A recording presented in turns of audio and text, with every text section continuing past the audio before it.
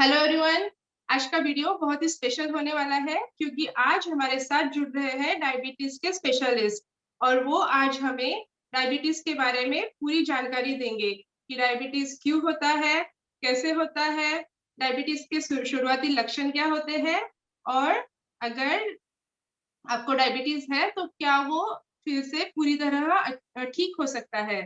तो चलिए स्वागत करते हैं डॉक्टर निखिल प्रभु का हमारे चैनल पे। Thank welcome you, doctor thank Nikhil you, Prabhu.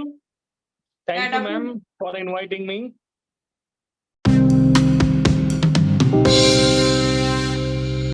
Thank you for ji, joining us sir. आपके बिजी टाइम में से आपने टाइम निकाला। तो डॉक्टर निखिल प्रभु मुंबई के बहुत जाने माने डायबिटीज स्पेशलिस्ट है और मुंबई में घाटकोपर में उनका क्लिनिक है। 10,000 से ज्यादा पेशेंट उनके मुंबई और आसपास के एरिया से उनके साथ जुड़े हुए हैं। उसी के साथ ही डॉक्टर निखिल प्रभु डायबिटिक के ड्रग ट्रायल्स में भी पार्टिसिपेट कर चुके हैं और बहुत जाने मानी इंटरनेशनल एंड नेशनल पब्लिकेशंस में भी डॉक्टर निखिल प्रभु का डायबिटीज पे आर्टिकल पब्लिश हुए हैं। तो डॉक्टर निखिल प्रभु स्वागत है आपका। thank you, ma'am. Thanks for inviting. मुझे बहुत अच्छा लगा आपके व्यूअर्स के साथ मिलके। जी, आज देखते हैं आज का टॉपिक डायबिटीज पे है, तो आप मैम पूछिए मुझे क्या क्या आपके व्यूअर्स जानना चाहते हैं। यस सर, तो आज डायबिटीज वर्ल्ड डायबिटीज डे है और आप तो जानती है कि हमारा इंडिया वर्ल्ड डायबिटीज कैपिटल बन रहा है। तो सर ये क्यों हो रहा है, हमारे भारत में डायबिटीज इतना क्यों बढ़ रहा है? पहले तो एक फैक्ट्स एंड फिगर्स देखते हैं। अभी के टाइम पे ऑलमोस्ट इंडिया में 8 करोड़ से ज्यादा लोग डायबिटीज वाले हैं और ये ऑलमोस्ट 2045 तक डबल होने वाला है फिगर। इसलिए डायबिटीज का कैपिटल इंडिया को बोला जाता है। आप अगर मेट्रो सिटीज में देखे जाओ तो ऑलमोस्ट 3 से 5 में एक को डायबिटीज है और इसका मेन कारण है अभी हमारा लाइफस्टाइल थोड़ा चेंज हो गया है। पहले India was an agricultural nation और अभी आप देखोगे अर्बन सिटीज में कोई चलना घूमना भी नहीं है। आप देखोगे तो जो भी जॉब वाले रहेंगे पेशेंट्स, वो घर से उतरते नीचे रिक्शा पकड़ते, ट्रेन पकड़ते, ऑफिस जाते, वापस रिक्शा। तो चलना घूमना, फिजिकल एक्टिविटी ना के बराबर हो गई है। इसके अलावा किसको टेंशन नहीं है, वो फैमिली टेंशन हो, पैसे का हो, मनी का हो, जॉब वाला टेंशन हो, जो भी चीजें हैं, तो स्ट्रेस लेवल्स अर्बन में एंड इवन रूरल में काफी ज्यादा बढ़ते जा रहा है। तो ये इसके अलावा अभी जो गोल्स होते हैं, टारगेट्स अचीव करने कॉर्पोरेट्स में, उसके कारण रातों की नींद मतलब 8 आवर्स अच्छा नहीं मिलता। तो these are all contributory factors basically कि स्ट्रेस लेवल हाई है, फिजिकल एक्टिविटी कम हो गया है, ओबेसिटी बढ़ने लग गई है। आप देखोगे ग्राउंड में, आप घूमने जाओगे बॉम्बे में तो कोई भी 30 ईयर्स के ऊपर वाला जो भी एज ग्रुप वाला लड़का या लड़की रहेगी, सबके पेट बाहर आ रहे हैं। This abdominal obesity is basically cause of insulin resistance और इसके कारण डायबिटीज का नंबर इंडिया में काफी ज्यादा बढ़ रहा है। या बराबर है सर। और उसी के साथ मुझे लगता है कि हमारा जो खान पान है उसमें भी बहुत ज्यादा मीठी ऑफ चीजें, कोर्स, तली हुई ऑफ कोर्स, चीजें भी हम लोग बहुत बिल्कुल। खाते और हैं। आप देखोगे तो हमारा जो इंडियन खाना है उसमें ऑलमोस्ट 75 to 80% कार्बोहाइड्रेट्स रहते हैं and that is the main reason कि इंडियंस में खाने के बाद वाली शुगर, पोस्ट प्रेंडियल शुगर ज्यादा बहुत पाई जाती है। एंड ये अनदर रीजन है कि आपका डायबिटीज हाई होने का या एचबीएनसी हाई होने का। एंड आप देखोगे तो ये जो पोस्ट प्रेंडियल शुगर्स है, खाने के बाद वाली जो शुगर्स है, ये कार्डियक रिलेटेड जो भी प्रॉब्लम्स है, अथेरोस्क्लेरोसिस हो गया या सीवीडी हो गया, स्ट्रोक्स हो गया, तो इनसे डायरेक्टली रिलेटेड है। तो बराबर। ये मेन कंट्रोल करना भी जरूरी है। आगे के इसमें हम लोग बात करेंगे इसके बारे में। जी, जी। तो सर आप मुझे बताइए कि ये तो फैक्टर हो गए कि क्यों भारत में डायबिटीज बढ़ रहा है, लेकिन हम कभी-कभी देखते हैं कि बच्चों में भी डायबिटीज पाया जाता है या फिर ऐसे बिल्कुल, लोग जो मोटापे जिनको मोटापा नहीं होता वो भी। तो आप प्लीज हमें बिल्कुल। थोड़ा संक्षिप्त में बताइए कि जी, जी, जी। डायबिटीज। जी। जी, ये डायबिटीज के इसके लिए ये मेन या तो तो समझना है कि क्या मैं टाइप्स है डायबिटीज के। हाँ, जी, आप टाइप देखे जाओ। कौन से हैं जी, जी। डायबिटीज के जो और उनके नॉर्मली पीछे क्या कारण होते हैं कि कौन से टाइप का डायबिटीज कौन सी वजह से होता है? जी, अभी डायबिटीज में मुख्य तौर पर 3 प्रकार रहते हैं। एक टाइप 1 रहता है, टाइप 2 रहता है और गेस्टेशनल मतलब प्रेगनेंसी के दरमियान जो डायबिटीज आता है वो रहता है। इसके अलावा भी और भी टाइप्स है, पर वो थोड़े उस पे भी मैं बात करूंगा। पर मेन पहले ये बता देता हूँ। टाइप 1 डायबिटीज नॉर्मली क्या रहता है, ये बच्चों में पाया जाता है और इसमें क्या चीज है कि अंदर पैनक्रियाज इंसुलिन बनाना पूरी तरह से बंद कर देता है।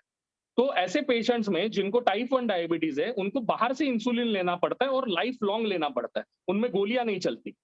तो ये टाइप 1 वाला है। अभी आप इंडिया में देखे जाओ तो ओनली 5% पेशेंट्स या उससे भी कम टाइप 1 वाले हैं, बचे हुए 95% है वो टाइप 2 वाले हैं। अभी टाइप 2 में डायबिटीज रहता है, उनमें क्या रहता है, उनमें इंसुलिन बनना भी थोड़ा कम है, पर कुछ इंसुलिन बन रहा है, जीरो नहीं हुआ है। And at the same time insulin का एक्शन भी खराब हुआ है। मतलब जो चीज समझ लीजिए 10 यूनिट में इंसुलिन से नीचे आनी चाहिए थी शुगर, तो उसके लिए 12 या 15 लग रहे। इसको बोलते हैं इंसुलिन रेजिस्टेंस, कि जरूरत से ज्यादा इंसुलिन बनाना पड़ रहा है ताकि शुगर नॉर्मल आ जाए। अभी ये क्यों बनता है, क्या है, इसके बारे में भी बात करेंगे। Mainly it is abdominal obesity, कि जो विसरल फैट है ये it increases the insulin resistance. तो ये मुख्य तौर पे 3 चीजें हैं, टाइप 1, टाइप 2 और गेस्टेशनल डायबिटीज। इसके अलावा अभी रिसेंटली हमने देखा है कि प्री डायबिटीज भी आजकल बहुत कॉमन है। तो प्री डायबिटीज का मतलब है कि डायबिटीज आने से पहले वाला, पर नॉर्मल से थोड़ा ऊपर। तो हम लोग ये नॉर्मली HbA1c कैटेगरी में कहते हैं। HbA1c 3 महीने का शुगर का एवरेज टेस्ट रहता है, तो ये बहुत रिलायबल है, क्योंकि फास्टिंग पीपी हम लोग जो करते हैं वो उस दिन हम लोग क्या खाना खाएंगे उसके ऊपर डिपेंड करता है। समझ लीजिए 1 रोटी खा के गए तो अलग आएगा, 4 रोटी खा के गए तो अलग आएगा। तो राइट। इसलिए उसको वेरिएशंस काफी रहता है। तो प्रमाण मानने के लिए हम लोग HbA1c करके टेस्ट यूज करते हैं। ये लास्ट 3 मंथ का एवरेज रिपोर्ट रहता है, और इसके अनुसार आप डायग्नोस्टिक में क्राइटेरिया में रख सकते हैं कि अगर 5.7 के नीचे है तो नॉर्मल है, 5.7 टू 6.4 HbA1c रहेगा तो प्री डायबिटीज रेंज में, और HbA1c अगर 6.5 और उसके ऊपर चला जाए तो उसको डायबिटीज आ गया है करके मतलब। तो ये डायग्नोसिस क्राइटेरिया। इसके अलावा हम लोग फास्टिंग में भी देखेंगे तो 100 से नीचे रहेगा तो नॉर्मल है, 100 टू 125 फास्टिंग रहेगा तो प्री डायबिटीज रेंज है, एंड 126 के ऊपर अगर फास्टिंग आएगा तो हम लोग उसको डायबिटीज बोलते हैं। सिमिलरली पोस्ट ब्रैंडियल खाने के बाद वाले शुगर्स में भी 140 के नीचे अगर रहेगा तो नॉर्मल है, 140 टू 199 इज प्री डायबिटीज, और 200 एंड 200 के ऊपर आ जाएगा तो डायबिटीज आ गया है। तो ये टेस्ट के जरिए हम लोग इसको डिस्टिंग्विश कर सकते हैं कि पेशेंट डायबिटीज रेंज में है, प्री डायबिटीज में है, या नॉर्मल में, जब भी डायग्नोसिस करना है। जी। इसके अलावा अगर आप देखोगे तो टाइप्स में बाकी की भी चीजें हैं। अभी कुछ अभी रिसेंटली कोविड हुआ है सबको, आप देखोगे तो बहुत कोविड के बाद डायबिटीज के काफी सारे न्यू पेशेंट्स ऑनसेट हुए, क्योंकि बहुत सारा ड्रग्स भी यूज किया है जिसमें स्टीरॉइड्स वगैरह भी होते हैं। अभी स्टीरॉइड्स का अपोजिट एक्शन रहता है जिससे शुगर बढ़ती है, तो ये कारण भी हो सकता है। उसके अलावा कोई भी इन्फेक्शन या स्ट्रेस रहेगा तो उसमें भी शुगर बढ़ती है। इसके अलावा आप देखोगे तो ड्रग इंड्यूस डायबिटीज है। इसके अलावा कोई चीजें रहेंगी जो पैनक्रियाज को अफेक्ट करती है। समझ लीजिए पैनक्रियाज में स्टोन्स हो गए, या बाकी का और कोई चीजें, सीए हो गया, कैंसर रहेगा पैनक्रियाज का। तो ऐसे बहुत सारी चीजें हैं कि जो चीज इंसुलिन का प्रोडक्शन बनने से रोकेगी तो उससे डायबिटीज हो सकता है। कुछ कुछ पैनक्रियोटॉक्सिक ड्रग्स रहते हैं तो वो पैनक्रियाज को हार्म करेंगे, तो उसके कारण भी डायबिटीज आ सकता है। तो ऐसी छोटी छोटी चीजें बहुत सारी है, पर mainly type 1, type 2, gestational and pre diabetes, ये आप उसका क्राइटेरिया रख सकते हैं। अभी इसके अलावा रिसेंटली आजकल के टाइम में बहुत सारे ना ये टाइप 1 और टाइप 2 भी ना मिक्स में आता है। मतलब पहले टाइप 1 में सिर्फ एंटीबॉडीज रहती थी, ऑटो एंटीबॉडीज, पर आजकल मतलब एल्डरली पेशेंट्स में भी ऑटो एंटीबॉडीज मिलती है, कि जिसमें आप उसको बोल सकते हो कि लाडा करके टाइप आता है, latent auto immune diabetes of young. और इसके अलावा कुछ मोनोजेनिक फॉर्म्स भी आते हैं, maturity onset of diabetes of young करके एक मोनोजेनिक फॉर्म भी आते हैं। ये 6 अलग अलग टाइप्स के रहते हैं, पर ये आप देखोगे तो ये सारे टाइप्स ना थेरोटिकल पॉइंट ऑफ व्यू से ज्यादा मैटर करते हैं। प्रैक्टिकल पॉइंट ऑफ व्यू से आप देखोगे तो type 1, type 2, gestational and pre diabetes, यही मेनली डायबिटीज के टाइप्स है। पर वो नो मैटर क्या ट्रीटमेंट तो वही चलने वाला है, उसका टाइप्स कोई भी हो, पर ट्रीटमेंट तो गोलियां और इंसुलिन तो वैसे ही चलेगा। जी जी। तो सर आपने जैसे बताया कि टाइप 2 डायबिटीज जो है लाइफस्टाइल डायबिटीज भी हम उसको बोल सकते हैं, तो वो बहुत ज्यादा कॉमन है इंडिया में, सबसे ज्यादा कॉमन वही है अभी। तो ऐसे क्या रिस्क फैक्टर है, जैसे आपने बताया कि stress and no physical activity, उसके साथ और कौन से रिस्क फैक्टर है जिसकी वजह से टाइप 2 डायबिटीज ज्यादा बढ़ रहा है? जी, पहला फर्स्ट तो ओबेसिटी है ही, कि जितना वेट ज्यादा रहेगा उतना हायर चांस है, स्पेशली एब्डोमिनल ओबेसिटी, तो उतना इंसुलिन रेजिस्टेंस बढ़ेगा। इसके अलावा बढ़ते जाने वाला एज, ये भी एक रिस्क फैक्टर है। इसके अलावा एथिनिसिटी, नॉर्मली डायबिटीज एशियन पॉपुलेशन में स्पेशली, या नेटिव अमेरिकन है, हिस्पैनिक ग्रुप है, उनमें थोड़ा ज्यादा पाया जाता है। तो रेशियल फैक्टर भी है इसमें कि Asian population is more prone, कि जिनमें आप बोल सकते हो कि विसरल फैट थोड़ा ज्यादा रहता है कंपैरेटिवली, तो ये भी एक रिस्क फैक्टर है। इसके अलावा जो लैक ऑफ एक्टिविटी रहेगा, अभी जैसे मैंने बोला कि मेट्रो सिटीज में चलना घूमना फिजिकल एक्टिविटी कम हो गया है, तो जितना आप एक ही जगह बैठे रहोगे उतना ज्यादा चांसेस है कि शुगर्स आने का या ये बढ़ने का। इसके अलावा फैमिली हिस्ट्री भी बहुत मैटर करती है। अगर पहले आपके पिताजी को या माताजी को किसी को डायबिटीज रहेगा तो देयर आर हायर चांसेस कि आपका पैंक्रियास पहले से ही डेफिशिएंट है एंड आपको डायबिटीज आगे आने के या जल्दी आने के चांसेस बहुत ज्यादा है। तो ये कुछ चीजें भी है। अच्छा, और जी सर आपने अभी आपने बोला कि प्री डायबिटीज, तो ये प्री डायबिटीज क्या होता है, इसमें क्या लक्षण आते हैं, और अगर प्री डायबिटीज जल्दी हमने डिटेक्ट कर लिया अगर इन लक्षणों से, तो क्या हम रोक सकते हैं डायबिटीज होने के लिए? जी बिल्कुल, pre diabetes is a reversible condition. Almost आप समझ लीजिए इंडियन पॉपुलेशन में 50% प्री डायबिटीज ना विद इन नेक्स्ट 1 ईयर में डायबिटीज में कन्वर्ट हो जाते हैं, पर 50% उसको रोक देते हैं। अभी प्री डायबिटीज में बेसिकली क्या चीज है कि आपका फास्टिंग या आपके जो शुगर पैरामीटर्स है वो नॉर्मल से थोड़े ऊपर है, पर जब भी हम लोग डायबिटीज डिक्लेयर करते हैं उससे थोड़े कम है, तो उसको हम लोग प्री डायबिटीज या आप बॉर्डर लाइन समझ लीजिए। तो ये टाइम में आपको एक्ट करना है, आपके खाने पे मेनली आपके जो खाने का इंटेक है उस पर फोकस करना है, अच्छा हेल्दी खाना खाना है, आपको फिजिकल एक्टिविटी बढ़ानी है जितना हो सके, at least minimum 30 minutes of walking, थोड़ा एक्सरसाइज बढ़ाना है, और अल्टीमेटली आपका वजन घटे। Weight loss is a very important thing. अगर आपका वेट लॉस होता है तो आप प्री डायबिटीज से नॉर्मल में रिवर्स होने के चांसेस और ज्यादा बढ़ जाते हैं। तो प्री डायबिटीज के लिए एज सच आपको अच्छा diet, exercise and weight loss, ये 3 चीजों पे मेन फोकस करना है।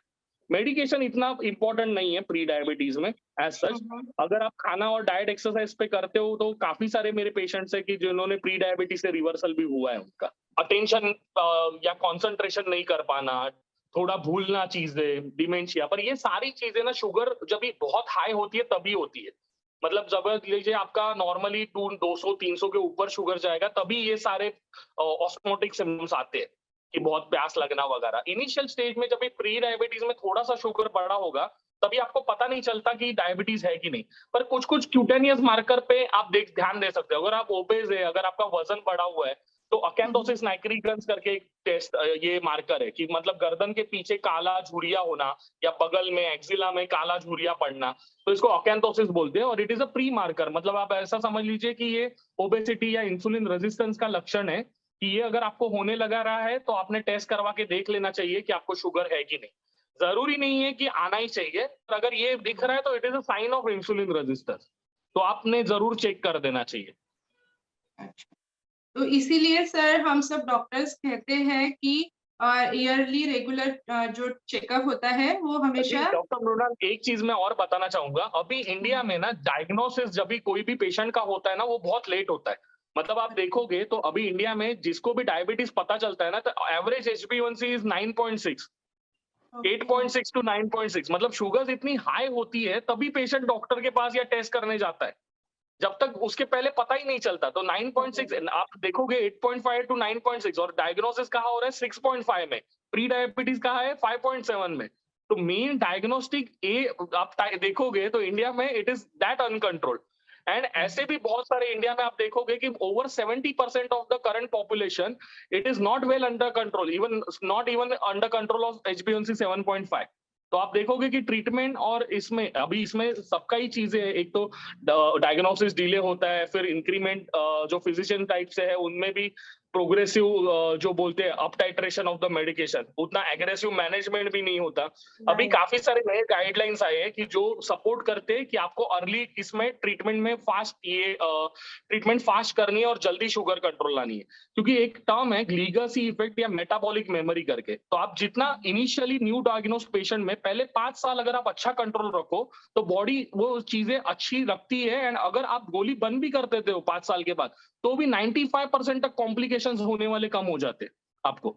इसको लीगेसी इफेक्ट या मेटाबॉलिक मेमोरी बोलते हैं। तो इनिशियल स्टेज में जब भी कोई न्यूली डायग्नोस पेशेंट है वो अच्छा कंट्रोल रखता है अगर पहले 5 साल, तो उसको लाइफ लॉन्ग उसका बेनिफिट है।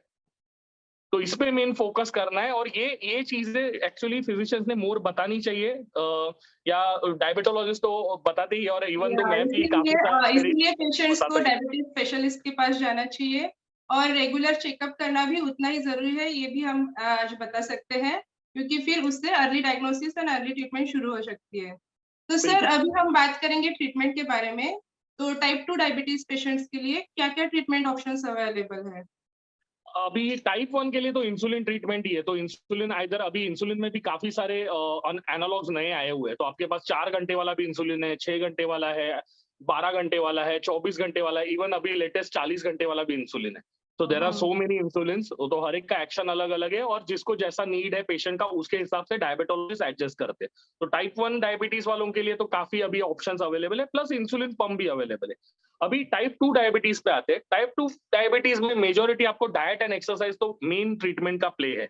तो ये आप कोई भी रेंज में रहोगे, आपको कितना भी शुगर्स रहेगा तो डाइट एंड एक्सरसाइज करना ही है। उसमें कोई ऑप्शंस नहीं है। अभी मेडिसिन्स भी अलग-अलग आप देखोगे, अगर आप 20 साल या द 2 डिकेड या 1 डिकेड पीछे चले जाओगे तो इतने ड्रग्स अवेलेबल नहीं थे वो टाइम पे। अभी आप हुँ, देखोगे तो सल्फोनिलयूरिया कैटेगरी के ड्रग्स है कि जो अंदर से इंसुलिन सिक्रीशन बढ़ाते हैं। फिर बाइगोनाइड्स या मेटफॉर्मिन जैसे इंसुलिन सेंसिटाइजर है, पायोग्लुटाजोन जैसा इंसुलिन सेंसिटाइजर है।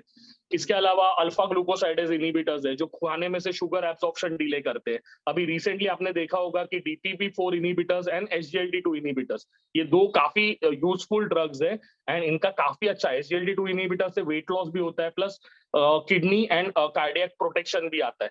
तो काफी सारे अभी नए-नए ड्रग्स मिल रहे हैं, काफी सारी वैराइटीज है। मेरे ख्याल से अभी 8 से 9 types of different medicines are available, तो ये टाइप 2 डायबिटीज ट्रीट करने के लिए। तो तो काफी सारे ऑप्शंस भी अवेलेबल है और काफी अच्छे ड्रग्स भी अवेलेबल हो गए कि जो वजन कम करने में भी मदद करते हैं, as well as sugar control भी करते हैं, प्लस पैंक्रियास भी प्रोटेक्ट करते हैं। तो आपका मेन पेशेंट का अप्रोच या कोई भी डायबिटोलॉजिस्ट का अप्रोच ऐसा नहीं है कि सिर्फ शुगर कंट्रोल करनी है। It is a individualised theory treatment.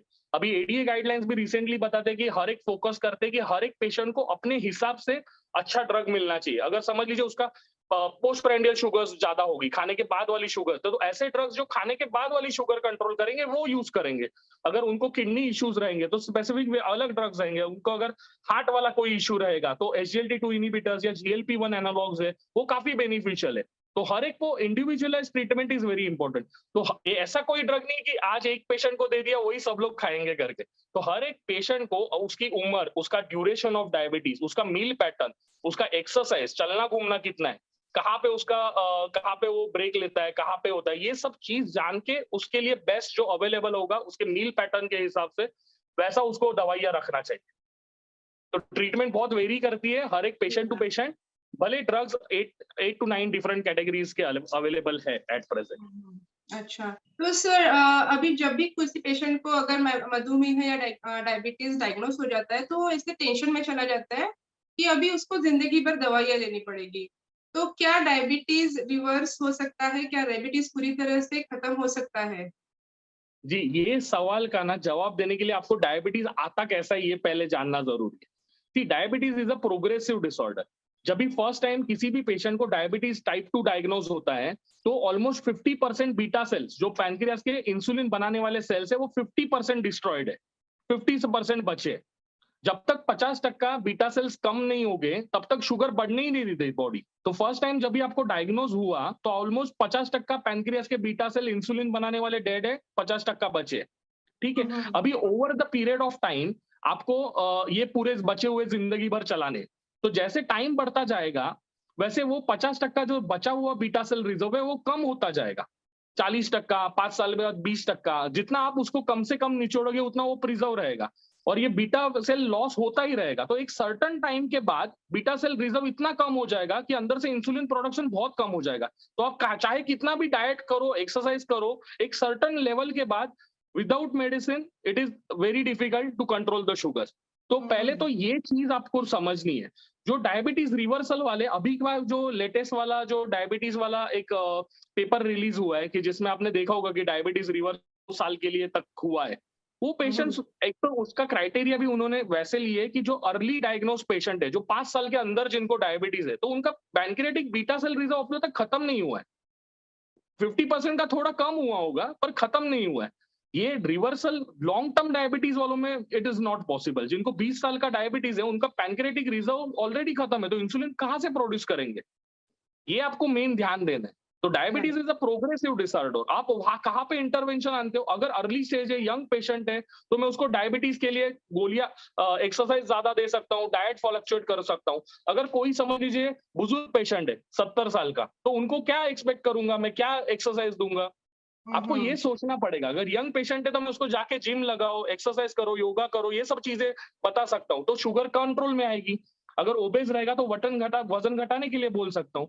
पर अगर कोई बुजुर्ग पेशेंट रहेगा तो उनमें ये सब चीजें वो लेवल पे पॉसिबल नहीं है पहले तो, और उनको बाकी की कोमॉर्बिडिटीज भी रहेगी। एक्सरसाइज से कभी ज्यादा करके हार्ट पे या किडनी पे या बाकी के प्रेशर आने के भी चांसेस है। तो आपको ये भी समझना है कि हर एक पेशेंट के लिए, इसलिए individualise therapy is very important. तो अगर कोई पेशेंट यंग है, इनिशियल फेज में 5 साल के अंदर का डायबिटीज है, स्ट्रांगली मोटिवेटेड है, डाइट एक्सरसाइज बराबर से कर सकता है, वेट लॉस कर सकता है, तो देयर आर चांसेस कि रिवर्सल हो सकता है। पर रिवर्सल का मतलब है ना, it is a temporary remission. पहले में ये एक बात समझ लीजिए, ऐसा कोई पेशेंट नहीं है कि जिसका लाइफ लॉन्ग डायबिटीज चला गया है। समझ रहे? This is a time frame कि आप अगर अच्छा कंट्रोल रखते हो तो अंदर का जो 50% बीटा सेल रिजर्व बचा है उसमें आप शुगर कंट्रोल कर लोगे विदाउट एनी मेडिसिन। अगर आप डाइट अच्छा करते हो, एक्सरसाइज अच्छा करते हो, तो रिक्वायरमेंट आप कर रहे हो पर प्रोडक्शन नहीं बढ़ा रहे हो। आपको ये ध्यान देना है। दोनों में इंसुलिन सिक्रीशन नहीं बढ़ रहा है, आप इंसुलिन रेजिस्टेंस घटा रहे हो। तो एक सर्टेन टाइम के लिए आप रिवर्सल हो सकता है, पर एक सर्टेन टाइम के बाद उसके में भी शुगर बढ़ने लगेगी। एंड यंग पेशेंट रहेगा तो वो काफी लंबे टाइम तक, तो अभी तक जो डाटा अवेलेबल है उसमें 2 साल तक काफी लोगों ने किया हुआ है। जो रिसेंट पब्लिकेशन हुए उसमें 2 साल तक रिवर्सल विदाउट मेडिसिन हुआ है। और मेरे पास भी काफी पेशेंट है, उनका 6 महीने 8 महीने तो मतलब विदाउट मेडिसिन वो कर रहे हैं। पर बीच में अपने यहाँ पे इंडिया में त्योहार आ जाते हैं, दिवाली आ जाता है, ये आ जाता है, फिर वापस जो क्राइटेरिया रहता है वो पूरा डिस्टर्ब हो जाता है और शुगर वापस बढ़ने लगती है। तो strong motivation is very important. अगर पेशेंट मोटिवेटेड है and he is willing to do all this thing, तो देयर आर पॉसिबल कि रिवर्सल कुछ हद तक बिल्कुल कर सकते हैं। पर ये परमानेंट क्योर नहीं है, ये आपको समझना चाहिए। तो इससे तो फिर बात वहीं पे आ जाती है कि early diagnosis, early treatment and lifestyle changes ये बहुत ज्यादा इम्पोर्टेंट है डायबिटीज में। तो सर जैसे आपने बोला कोमॉर्बिडिटीज, तो शुगर आपके शरीर में ज्यादा रहने से क्या क्या और नुकसान हो सकता है आपके शरीर में? क्या कॉम्प्लिकेशंस होते हैं ज्यादा शुगर की वजह से? अभी आपको मेन एक चीज समझनी है, diabetes is a silent killer. अभी शुगर जो ब्लड में बढ़ी है, और ब्लड तो सर के बाल से लेके पाँव के नाखून तक सब जगह जा रहा है, तो जो बढ़ी हुई शुगर है वो बॉडी के ईच एंड एवरी पार्ट में हर एक ऑर्गन में जा रही है, तो हर एक ऑर्गन को उसको नुकसान कर रही है। अभी समझ लीजिए शुगर बढ़ी हुई है, पाँव के नसों में जा रही है, जब भी नसें डैमेज होंगी तभी मूंगी, जलन, झुंझुनाहट आना चालू हो जाएगा। पर जब तक नहीं हो रहा था, नसें डैमेज नहीं हो रही थी, तो भी तो शुगर जा रही थी वहां पे। समझ रहे हो? जब भी पर्दा डैमेज होना चालू होगा तो दिखना धुंधला हो जाएगा। तो diabetes each and every time जहां पे भी शुगर बढ़ी हुई है, कंटिन्यूअसली हर एक आपके ऑर्गन्स को कुरेद रहा है। एक सर्टेन टाइम के बाद वो डैमेज कर देगा और तभी आपको कॉम्प्लिकेशंस दिखेंगे। तो डायबिटीज में शरीर का कोई भी ऑर्गन सेफ नहीं। अगर आपकी शुगर्स हाई है तो वो शुगर्स ब्लड में से हर एक ऑर्गन में जा रही है और हर एक ऑर्गन को डैमेज कर रही है। तो चाहे वो आंख हो, गुर्दा हो, किडनी हो, हार्ट हो, बोन्स हो, जो चाहे मर्जी, शुगर जहां जहां खून जा रहा है वहां वहां शुगर जा रही है। समझ रहे हो? तो वहां वहां डैमेज कर रही है। अभी ये जितना समय तक शुगर हाई रहेगा उतना डैमेज ज्यादा होगा। ऑब्वियसली 5 साल आपने नहीं देखा, शुगर 300 चल रही है, तो 5 साल में वो किडनी को अफेक्ट करना चालू होगा, पर्दा डैमेज होना चालू होगा। तो आप जितना लंबा समय तक अनकंट्रोल्ड डायबिटीज रखोगे उतना ज्यादा damage, and it is directly related. मतलब आप समझ सकते हो। तो हम लोग अनकंट्रोल्ड डायबिटीज किस में गिनते हैं? HbA1c। जितना HbA1c ज्यादा उतना ज्यादा नुकसान। तो जितना जल्दी आप HbA1c कंट्रोल लाओगे उतना आप एक प्रकार से ऑर्गन्स बचा रहे हो सारे। मतलब एक बार अगर ट्रीटमेंट शुरू हो गई तो ये सब कॉम्प्लिकेशन होने से आप खुद को बचा रहे हैं। बिल्कुल, आप शुगर जाना वहां पे ऑर्गन में बचा लोगे तो उससे डैमेज नहीं होगा। आपको क्या करना है? आपको मैं मेरे पेशेंट्स को भी यही बताता हूँ। ट्रीटमेंट का मतलब क्या है? हम लोग गोली क्यों खा रहे हैं? आपका शुगर उतना होना चाहिए जितना नॉर्मल आदमी का होता है। खाली पेट 100, खाने के बाद 140। अभी वो कैसे लाते हो वो इंपॉर्टेंट नहीं है, पर उसको मेंटेन रखना जरूरी है। अभी काफी सारे मेरे पेशेंट है, कुछ 2 साल 5 साल पुराने पेशेंट है, वो अचानक अभी कोविड के बाद काफी टाइम उनको मिला नहीं, उसके बाद आते हैं, वही गोली खा रहे हैं। अभी आपको मेन चीज पेशेंट को देखनी है कि आप जो गोली खा रहे हो वो काम कर रही है कि नहीं, वो तो चेक करो। 2 साल आपने टेस्ट ही नहीं किया और वही गोली खाते रह रहे हो, तो क्या मतलब हुआ इसका? हम लोग गोली क्यों खा रहे हैं? ताकि शुगर कंट्रोल रहे। तो आपको हर महीने टू महीने फास्टिंग पीपी चेक करना है, 3 से 6 महीने में आपको HbA1c देखना है, और आपको पता करना चाहिए, ये अवेयरनेस बहुत जरूरी है पेशेंट में। ये जितना अच्छा वो शुगर कंट्रोल रखेंगे, उतना उनका ऑर्गन्स बचे रहेंगे और उतना लंबे समय तक कोई कॉम्प्लिकेशंस नहीं होंगे उनको। तो sir thank you so much, आज आप हमारे साथ जुड़े और आपने इतनी ज्यादा इंफॉर्मेशन दी डायबिटीज के बारे में। आपने डायबिटीज का मेरे ख्याल से सब कुछ ही कवर कर लिया है डायबिटीज के बारे में, लेकिन अगर आपको और कुछ भी क्वेश्चंस हो तो आप प्लीज कमेंट में लिखिए, और डॉक्टर निखिल प्रभु आपको उसके आंसर्स देंगे, राइट सर? या बिल्कुल, और थैंक यू मैम मुझे इनवाइट करने के लिए। और एक चीज है, मैं बताना भूल गया, मेरा भी डायबिटीज का चैनल है और काफी सारे सब्सक्राइबर है और जो मुझे कमेंट्स भी पूछते हैं। ये अभी बीच में ट्रीटमेंट वाला जो इश्यूज था, जिसमें जैसे आपने देखा कि टाइप 1 डायबिटीज है, उसमें जब भी इंसुलिन देना रहता है तो ये काफी पेशेंट में डायग्नोस्टिक में मतलब समझ में नहीं आता कि कौन सा इंसुलिन लेना है, एट्रापिड लेना है, मिक्सटार्ड लेना है, ये कैसे बने हैं, उनका एक्शन कैसा है। तो मैंने इस पे एक बहुत अच्छा वीडियो बनाया हुआ है कि इंसुलिन में कौन सा इंसुलिन कैसे काम करता है, कितना एक्शन रहता है। अगर मैडम आपके चैनल पे भी अगली बार अगर कुछ ये टॉपिक रहे इंसुलिन रिलेटेड, तो I will be very happy to join. या सर बिल्कुल, हमें भी बहुत खुशी होगी आपको फिर से बुलाने के लिए, और मैं आपके चैनल का लिंक डिस्क्रिप्शन में दे दूंगी। तो प्लीज अगर आपको डायबिटीज है तो डॉक्टर निखिल प्रभु के चैनल पे भी जाइए, वो डायबिटीज के बारे में बहुत ही ज्यादा एजुकेशनल वीडियोस बनाते हैं। And thank you so much sir, and thank you all.